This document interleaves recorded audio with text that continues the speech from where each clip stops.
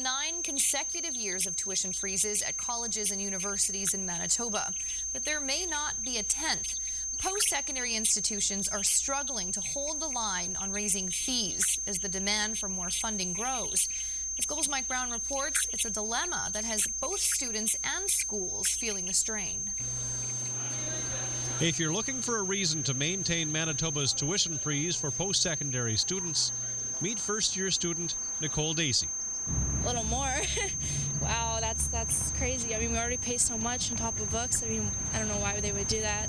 I mean, it's hard enough for students, especially working like 2 jobs, trying to maintain going to school.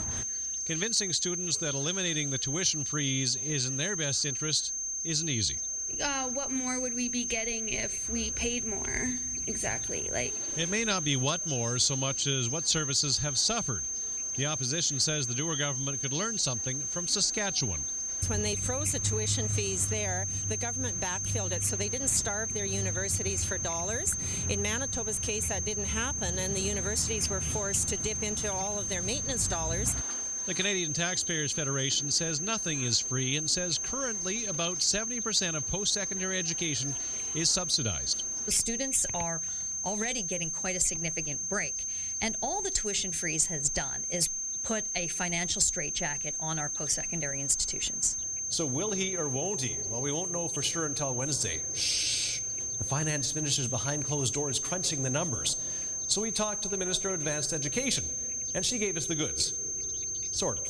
The Premier has always said the tuition freeze won't last forever, and I'm sure you're aware that in the recent campaign there was no promise. Of course, the other side of the issue has a point and a very identifiable face. By raising the bar, they're pretty much saying that they only want people who can afford to come to school to actually get an education. And that is hard to budget. Mike Brown, Global News. Well, not all students want tuition to be frozen. Last year, University of Manitoba engineering students voted in favor of a 38% tuition increase, saying their education was suffering.